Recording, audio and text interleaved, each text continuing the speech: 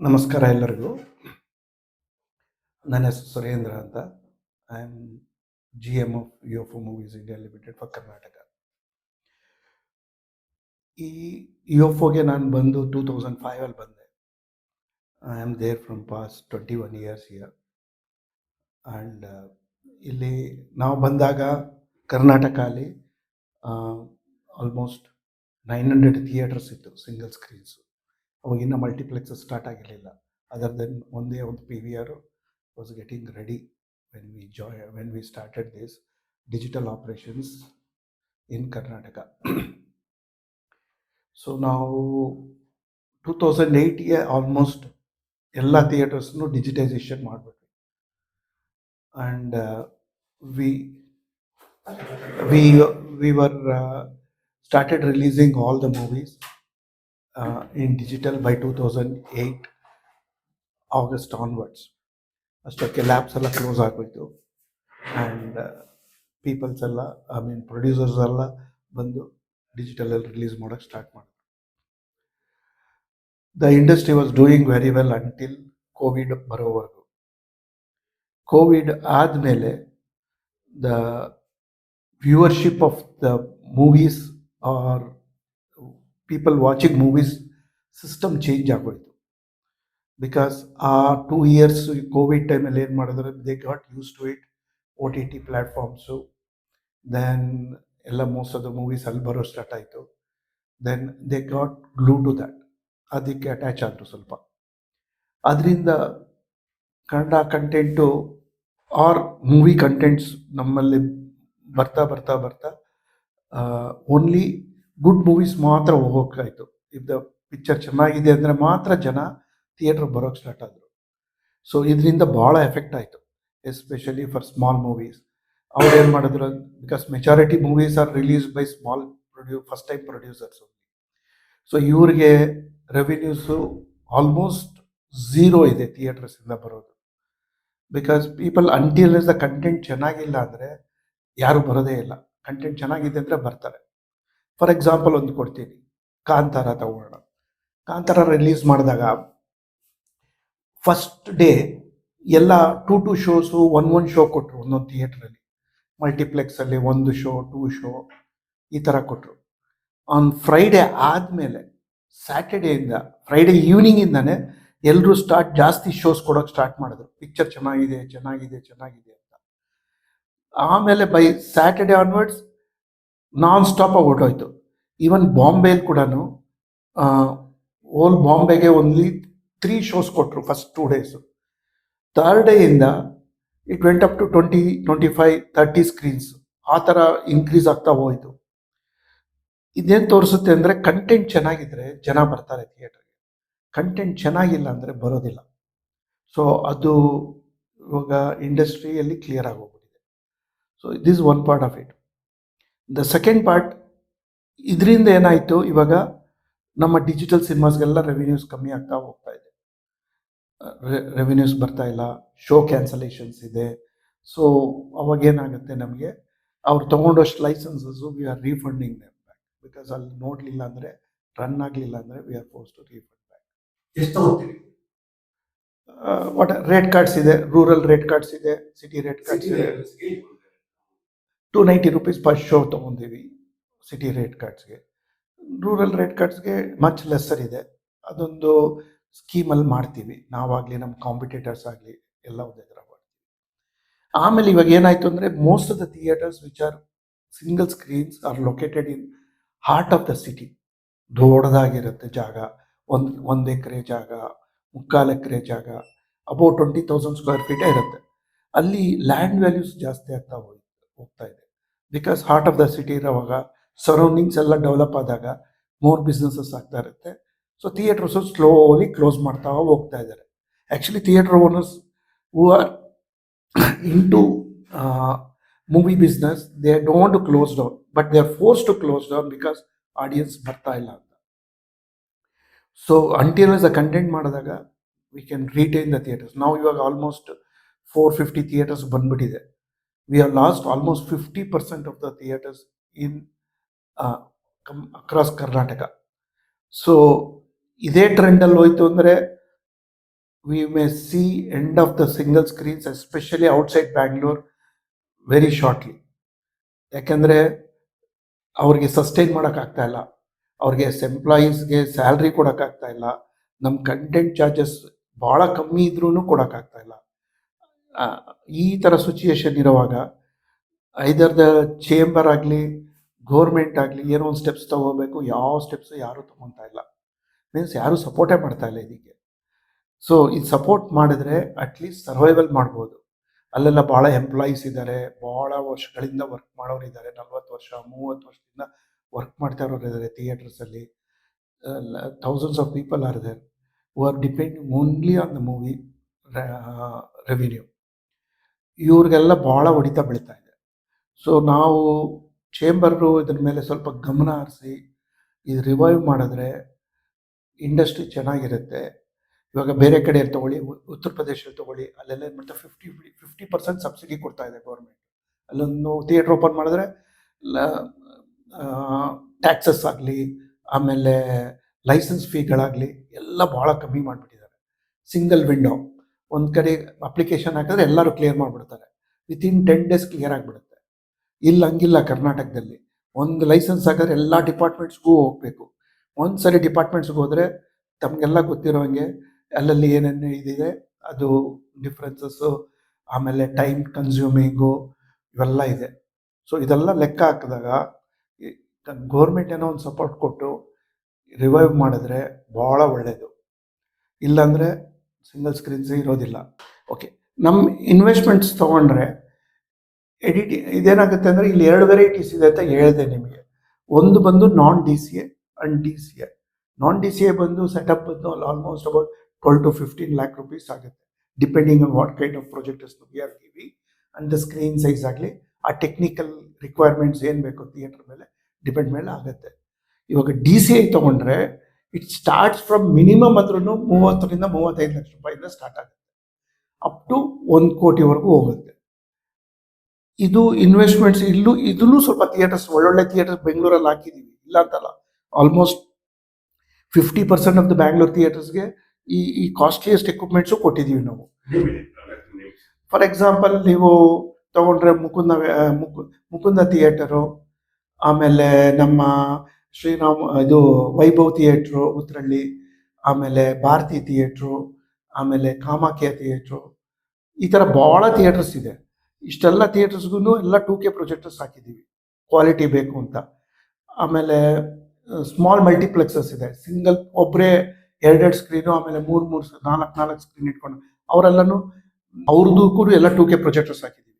For example ಸಿನಿಫಿಲ್ ಅಂತ ಒಂದಿದೆ HSR ಲೇಔಟಲ್ಲಿ, ಅಲ್ಲಿ 4 ಸ್ಕ್ರೀನ್ಸ್ಗೂ 2K ಪ್ರೊಜೆಕ್ಟರ್ಸ್ ಹಾಕಿದ್ದೀವಿ. ಅದು 2K ಲೇಸರ್ ಪ್ರೊಜೆಕ್ಟರ್ಸ್ ಹಾಕಿದ್ದೀವಿ. ಇವಾಗ laser is a new technology. Lamp ಎಲ್ಲ ಡಿಟಿರೇಟ್ ಆಗ್ತಾ ಇದೆ, ಬರೋದು ನಿಲ್ತೋಗ್ತಾ ಇದೆ. ಇವಾಗೆಲ್ಲ ಲೇಸರ್ಗೆ ಹೋಗ್ತಾ ಇದ್ದೀವಿ, ಲೇಸರ್ ಪ್ರೊಜೆಕ್ಟರ್ಸ್ ಹಾಕ್ತಾ ಇದ್ದೀವಿ. And each laser projector is costing somewhere from 40 lakhs to 1 crore rupees ಆಗುತ್ತೆ. ಸ್ಮಾಲೆಸ್ಟ್ ಅಂದ್ರೂ ನಮಗೆ 35 ಲಕ್ಷಕ್ಕೆ ಬಂದ್ಬಿಡುತ್ತೆ. ಸೊ ಇದು ಮೇಂಟೈನ್ ಮಾಡೋದೂ ಕಾಸ್ಟ್ ಇರುತ್ತೆ ಅವ್ರಿಗೆ, ಯಾಕೆಂದರೆ ಸರ್ವಿಸ್ ಮಾಡಬೇಕು, ಅದರದ್ದು ವೇರಿಯಂಟೇ ತೊಗೋಬೇಕು. ಬಟ್ ಒಂದು ಅಡ್ವಾಂಟೇಜ್ ಲೇಸರ್ ಇರುತ್ತೆ, ಪವರ್ ಬಿಲ್ಲು ಭಾಳ ಕಮ್ಮಿ ಆಗುತ್ತೆ. ಇದು ಬರೀ 5 KVA ಪವರ್ ಇದ್ದರೆ ಸಾಕು ಸಿಂಗಲ್ ಫೇಸಲ್ಲಿ. ವೆರಾಸ್ ಲ್ಯಾಂಪಲ್ಲಾದರೆ ಮಿನಿಮಮ್ ಅಂದ್ರೂ 20 KVA ಬೇಕು ಪವರು. 20 KVA ಇಂದ 30 KVAವರೆಗೂ ಬೇಕು ಪವರು. ಅದು ಭಾಳ ಎಳೆಯುತ್ತೆ ಕರೆಂಟ್ ಬಿಲ್ಲು. ಇದು ಲೇಸರಲ್ಲಿ ಕಮ್ಮಿ ಆಗುತ್ತೆ. ಆಮೇಲೆ ಈ ನಾನ್ DCA ಹಾಕಿದಾಗ ಪವರ್ ಬಿಲ್ ಕಮ್ಮಿನೇ ಇರುತ್ತೆ. ಅದಕ್ಕೆಲ್ಲ ನಾವು UPS ಕೊಡ್ತೀವಿ, ಎಲ್ಲ ಕೊಡ್ತೀವಿ, ಫುಲ್ ಸೆಟಪೇ ಕೊಡ್ತೀವಿ ನಮ್ಮ ಕಡೆಯಿಂದ. ಅದರ್ ಡಿಜಿಟಲ್ ಪ್ರೊವೈಡರ್ಸು ಕೊಡ್ತಾರೆ, ಇಲ್ಲ ಅಂತಲ್ಲ ಹೇಳಿದ್ದು. ಬಟ್ ಕೆಲವೆಲ್ಲ ಥಿಯೇಟರ್ ಅವರೇ ಹಾಕ್ಕೋಬೇಕು, ಕೆಲವರೆಲ್ಲ ಅದರ್ ನಾವು ಅದೇ ಕಂಪ್ಲೀಟ್ ಸೊಲ್ಯೂಷನ್ ನಾವು ಕೊಡ್ತಾ ಇದ್ದೀವಿ. ಆಮೇಲೆ ಇಲ್ಲಿ ಏನೋ ಆಯಿತು, ನಾಳೆ 2 ವರ್ಷಕ್ಕೆ ಹೊರಟೋಯ್ತು ಪ್ರೊಜೆಕ್ಟ್ರು, ತಿರ್ಗಾ ನಾನು ರೀಇನ್ವೆಸ್ಟ್ ಮಾಡಲೇಬೇಕು, ಹೊಸ ಪ್ರೊಜೆಕ್ಟರ್ ಹಾಕಲೇಬೇಕು. Each projector will cost from 8 lakhs to 10 lakh rupees ಬರೀ ಪ್ರೊಜೆಕ್ಟರ್ ಕಾಸ್ಟೇ ಆಗಿಬಿಡುತ್ತೆ. ಯಾವ ರೇಂಜ್ ಬರುತ್ತೆ, ಯಾಕೆಂದರೆ ಒಂದೊಂದು ಕಂಪ್ನಿದು ಒಂದೊಂದು ಪ್ರೈಸ್ ಇದೆ. ಸೊ 8 ರಿಂದ 10 ಲಕ್ಷ ರೂಪಾಯಿ ಬರೀ ಪ್ರೊಜೆಕ್ಟ್ ಕಾಸ್ಟ್ ಆಗುತ್ತೆ. ಆಮೇಲೆ ಸರ್ವರು, UPS, ಅದರ್ ಕನೆಕ್ಷನ್ಸ್ ಎಲ್ಲ ತೊಗೊಂಡ್ರೆ ಒಂದು 5 ಲಕ್ಷ, 3 ರಿಂದ 5 ಲಕ್ಷ ರೂಪಾಯಿ ಬಂದ್ಬಿಡುತ್ತದೆ. ಸೊ ಇದೆಲ್ಲ ಕ್ಯಾಲ್ಕುಲೇಟ್ ಮಾಡಿದಾಗ ಮೇಂಟೈನ್ ಮಾಡೋದು ಭಾಳ ಕಷ್ಟ ಆಗ್ತಾ ಇದೆ ನಮಗೂ. ಯಾಕೆಂದರೆ ಶೋ ಕ್ಯಾನ್ಸಲೇಷನ್ಸ್ ಆದಾಗ ನಾವು ಪ್ರೊಡ್ಯೂಸರ್ಸ್ಗೆ ಏನು ಮಾಡ್ತೀವಿ, ಮಿನಿಮಮ್ ಚಾರ್ಜಸ್ ಮಾತ್ರ ಮಾಡ್ತೀವಿ, ಮಿಕ್ಕಿದ ಅಮೌಂಟ್ ಎಲ್ಲ ವಾಪಸ್ ಕೊಟ್ಬಿಡ್ತೀವಿ. ಒಂದು 8 ಶೋಸ್ ಮಾತ್ರ ಮಾಡ್ತೀವಿ. 8 ಶೋಸ್ ಮಾಡಿ, ಯಾಕಂದ್ರೆ ನಮ್ದು ಖರ್ಚಾಗಿರುತ್ತೆ. ಸ್ಯಾಟಲೈಟ್ನಿಂದ ಡೌನ್ಲೋಡ್ ಕೊಟ್ಟಿರ್ತೀವಿ ಕಂಟೆಂಟು, ಮಿನಿಮಮ್ ಖರ್ಚಾಗ್ಬಿಟ್ಟಿರುತ್ತೆ ಒಂದು ಥಿಯೇಟ್ರಿಗೆ ಇಷ್ಟು ಅಂತ. ಅದನ್ನು ನಾನು ಬ್ರೇಕ್ ಈವನನ್ನು ಮಾಡ್ಕೊಳ್ಳೇಬೇಕು. ಅದಕ್ಕೆ 8 ಶೋಸ್ ಮಾಡಿ ಮಿಕ್ಕಿದೆಲ್ಲ ಶೋ ನಡೀಲಿಲ್ಲ ಅಂದರೆ ಹಂಗೆ ದುಡ್ಡು ವಾಪಸ್ ಕೊಟ್ಬಿಡ್ತೀವಿ. ಸೊ ಅದೂ ನಮ್ಗೆ ಇವಾಗ ಕಟ್ ಆಗ್ಬಿಡ್ತಾ ಇದೆ. ಮುಂಚೆ ಆದರೆ ನಾವು ವಾಪಸ್ ಕೊಡ್ತಾ ಇರಲಿಲ್ಲ, ಫುಲ್ ಇಟ್ಕೊತಾ ಇದ್ವಿ ಬಿಫೋರ್ ಕೋವಿಡ್ ಆದಾಗ. ಕೋವಿಡ್ ಆದಮೇಲೆ ಅದನ್ನು ನಾವು ಕನ್ಸಿಷನ್ ಮಾಡಿಬಿಟ್ವಿ. ಯಾಕಂದರೆ ಪಾಪ ಅವ್ರು ಸರ್ವೇ ಮಾಡೋಕ್ಕಾಗ್ತಾಯಿಲ್ಲ ಪ್ರೊಡ್ಯೂಸರ್ಸ್ಗೆ ಅಂದ್ಬಿಟ್ಟು ಏನು ಮಾಡಿದ್ವಿ, ಶೋ ಓಡಲಿಲ್ಲ ಅಂದರೆ ರೀಫಂಡ್ ಮಾಡೋಕ್ಕೆ ಸ್ಟಾರ್ಟ್ ಮಾಡಿದ್ವಿ. ಸೊ ಇಷ್ಟೆಲ್ಲ ನಾವು ಫೆಸಿಲಿಟೀಸ್ ಮಾಡಿ ₹290 ಚಾರ್ಜ್ ಮಾಡ್ತಾ ಇದ್ವಿ. 8 ಶೋಸ್ಗೆ ಅದೆಷ್ಟಾಗುತ್ತೋ ಅಷ್ಟು ಇಟ್ಕೊಂಡು 28 ಶೋಸ್ ಲೈಸೆನ್ಸ್ ತೊಗೊತಾರೆ. ಇನ್ನು ಮಿಕ್ಕಿದ್ದು 20 ಶೋಸ್ಗೆ ವಾಪಸ್ ಕೊಟ್ಬಿಡ್ತೀವಿ. ಆಲ್ಮೋಸ್ಟ್ 60 to 70% ವಾಪಸ್ ಹೊಟ್ಟೋಗುತ್ತೆ. ನನಗೆ 1 ಲಕ್ಷ ಬಂತು ಅಂದರೆ ನನಗೆ 30-40 ಸಾವಿರ ರೂಪಾಯಿನೇ ಉಳಿಯೋದು, ಮಿಕ್ಕಿದೆಲ್ಲ ಹೊಟ್ಟೋಗ್ಬಿಡುತ್ತೆ. ಯಾಕಂದರೆ ಶೋ ರನ್ನಿಂಗೇ ಇರಲ್ಲ. ಸೊ ನನ್ನ ರೆವಿನ್ಯೂ ಕಟ್ ಆಗಿಬಿಡ್ತಾಯಿದೆ. ಒನ್ಸ್ ರೆವಿನ್ಯೂ ಕಟ್ ಆಯಿತು ಅಂದರೆ ಅಡ್ವರ್ಟೈಸ್ಮೆಂಟ್ಸು ಬರೋಲ್ಲ, ಯಾವ ರೆವಿನ್ಯೂನೂ ಬರೋಲ್ಲ, ಅಲ್ಲಿ ಎಲ್ಲ ಸ್ಟಾಪ್ ಆಗಿಬಿಡುತ್ತೆ. ಯಾಕಂದರೆ ಅಡ್ವರ್ಟೈಸರ್ಸು ದುಡ್ಡು ಕೊಡೋದಿಲ್ಲ. ಪಿಕ್ಚರ್ ಓಡಲಿಲ್ಲ ಅಂದರೆ ಕೊಡ್ತಾರೆ, ಇಲ್ಲಾಂದ್ರೆ ಕೊಡೋದಿಲ್ಲ ದುಡ್ಡು. ಸೆಂಟ್ರಲ್ ಗೌರ್ಮೆಂಟ್ ಪಾಲಿಸಿ ತಗೊಂಡಿದೆ, they don't want to release through ads ಅಂತ. ಮಾಡ್ತೀವಿ ಅಂತ ಹೇಳಿದ್ರು, ಭಾಳ ಟ್ರೈ ಮಾಡಿದ್ವಿ. ಆಮೇಲೆ ನಮ್ಮ ರೆಪ್ರೆಸೆಂಟೇಷನ್ಸು ಮಾಡಿದ್ವಿ. ಆಮೇಲೆ ಇಲ್ಲಿ ನಮ್ಮ ಇನ್ನೋವೇಟಿವ್ ಅಲ್ಲಿ ಫಂಕ್ಷನ್ ಆಗಿದೆ, ಅಂಡರ್ ಸೆಕ್ರೆಟರಿ ಬಂದಿದ್ರು ಇನ್ಫಾರ್ಮೇಷನ್ ಡಿಪಾರ್ಟ್ಮೆಂಟಿಂದ, ಅವ್ರಿಗೂ ಇಲ್ಲೇ ನಾವು ಪ್ರಪೋಸಲ್ ಕೊಟ್ವಿ. We are trying to consider ಅಂದು, ಬಟ್ ಇನ್ನು ಫೈನಾನ್ಸ್ ಡಿಪಾರ್ಟ್ಮೆಂಟ್ ಏನೋ ಇನ್ನೂ ಒಪ್ಪೇ ಇಲ್ಲವಂತೆ. ಸ್ಟೇಟ್ ಗೌರ್ಮೆಂಟ್ ಭಾಳ ಕಮ್ಮಿ. ಸ್ಟೇಟ್ ಗೌರ್ಮೆಂಟ್ ಏನು ಮಾಡುತ್ತೆ ಅಂದರೆ ಅವ್ರದ್ದು ಯಾವುದೋ ಒಂದು ಸ್ಕೀಮ್ ಬಂದಾಗ ಒಂದು ಸ್ವಲ್ಪ ಕೊಡ್ತಾರೆ, ನಿಲ್ಲಿಸ್ಬಿಡ್ತಾರೆ ಅಷ್ಟೇ. ಇನ್ಯಾವುದು ಬೇರೆದು ಏನು ಇರೋದಿಲ್ಲ. ಇಲೆಕ್ಷನ್ ಮುಂಚೆ ಸ್ವಲ್ಪ ಕೊಡ್ತಾರೆ ಪರ್ಫಾರ್ಮೆನ್ಸ್ ಆಫ್ ದ ಸ್ಟೇಟು. ಅದು 5 ವರ್ಷಕ್ಕೆ ಒಂದು 5 ವರ್ಷ, ಎವ್ರಿ 5 ವರ್ಷಕ್ಕೆ ಒಂದು 50, ನಮ್ಮ ಕಂಪ್ನಿಗೆ ಒಂದು 30-40 ಲಕ್ಷ ರೂಪಾಯಿ ಬಿಲ್ಲಿಂಗ್ ಆಗುತ್ತೆ. ಮ್ಯಾಕ್ಸಿಮಮ್ ಅಂದ್ರೆ ಒಂದು 50-60 ಆಗುತ್ತೆ ವರ್ಷಕ್ಕೆ. ಅಲ್ಲ, ಒಂದು ವರ್ಷಕ್ಕೆ ಬಿಫೋರ್ ಎಲೆಕ್ಷನ್ಸ್ ಏನು ಮಾಡ್ತಾರೆ, ಎಲ್ಲ ಗೌರ್ಮೆಂಟ್ಸು ಎಲೆಕ್ಷನ್ಸ್ ಮುಂಚೆ ಅವ್ರ ಪರ್ಫಾರ್ಮೆನ್ಸ್ನೆಲ್ಲ ತೋರಿಸ್ಬೇಕಲ್ಲ ಜನಕ್ಕೆ, ಏನೇನು ಮಾಡಿದ್ದೀವಿ ಅವಾಗ ಸ್ವಲ್ಪ ಆ್ಯಡ್ಸ್ ಕೊಡ್ತಾರೆ. ಇನ್ ಬಿಟ್ವೀನ್ ಯಾವುದನ್ನ ನಮ್ಮದು ಈ ಇವಾಗ ಅನ್ಯ ಭಾಗ್ಯ ಇರ್ಬೋದು, ಈ ಎಲ್ಲ ಸ್ಕೀಮ್ಸ್ ಇದೆಯಲ್ಲ, ಅವಾಗ ಯಾವಾಗೋ ಒಂದ್ಸರಿ ಕೊಡ್ತಾರೆ. ಪ್ರೈವೇಟರ್ಸ್ ಭಾಳ ಕಮ್ಮಿ. ಯಾಕೆಂದರೆ ಅವರು ದೊಡ್ಡ ಪಿಕ್ಚರ್ ಮಾತ್ರ ಬಂದರೆ ಕೊಡ್ತಾರೆ, ಇಲ್ಲಾಂದ್ರೆ ಕೊಡೋದಿಲ್ಲ. ಸೊ ದೊಡ್ಡ ಪಿಕ್ಚರ್ಗಳು ಬರ್ತಾ ಇಲ್ಲ ಅನ್ನೋದಕ್ಕೋಸ್ಕರ ನಮಗೆ ಕಟ್ ಆಗಿಬಿಡ್ತಾ ಇದೆ ಆ್ಯಡ್ಸು. ಆಮೇಲೆ ಪ್ಲಸ್ ಅದೇ ಇವಾಗ ನಾನು ಹೇಳ್ತಾ ಇರಲಿ, ನಿಮಗೆ ಶೋ ಇದ್ದರೆ ಮಾತ್ರ ಸ್ವಲ್ಪ ಆ್ಯಡ್ಸ್ ಬರುತ್ತೆ, ಇಲ್ಲ ಅಂತ ಹೇಳೋದು ಝೀರೋ ಅಂತ ಹೇಳ್ತಾರೆ, ಸ್ವಲ್ಪ ಬರ್ತಾ ಇದೆ. ಬಟ್ ನಂಬರ್ ಆಫ್ ಶೋಸ್ ಓಡದೇ ಇರೋದಕ್ಕೋಸ್ಕರ ಕಟ್ ಆಗ್ಬಿಡುತ್ತೆ. ಫಾರ್ ಎಕ್ಸಾಂಪಲ್, ನಾವು ತಮಿಳ್ನಾಡಲ್ಲಿ ತೊಗೊಂಡ್ರೆ ನಮ್ಮ ಕಮಲ್ ಹಾಸನ್ ಪಿಕ್ಚರ್ಗೆ ತೊಗೊಳ್ಳಿ, 28 ಶೋಸ್ ತೊಗೊಂಡ್ರು. ಫಸ್ಟ್ ವೀಕ್ ಏನೋ ಓಡ್ತು ಸ್ವಲ್ಪ, ಸೆಕೆಂಡ್ ವೀಕಲ್ಲಿ ಏನಾಗೋಯ್ತು, ಎಲ್ಲ ಬಿದ್ದೋಯ್ತು, ಶೋಸ್ ಎಲ್ಲ ಕ್ಯಾನ್ಸಲ್ ಆಗೋಯ್ತು. ಎಲ್ಲ ಕೆಲವು ಕಡೆ ಎಲ್ಲ 2 ಶೋ 3 ಶೋ ಆಗ್ತಾ ಇದ್ದಾರೆ. ಸೊ ಅಡ್ವರ್ಟೈಸ್ಮೆಂಟ್ಸ್ ಎಲ್ಲ ಕಟ್ ಆಗೋಯ್ತು, ಫುಲ್ ಸ್ಟಾಪ್ ಆಗೋಯ್ತು. ಎಲ್ಲರೂ ಮೆಂಬರ್ಸ್ ಆಗಲೇಬೇಕು, ಇಲ್ಲಾಂದ್ರೆ ನಾವು ಪ್ರೊಜೆಕ್ಟ್ ಕೊಡೋಕ್ಕಾಗೋದಿಲ್ಲ.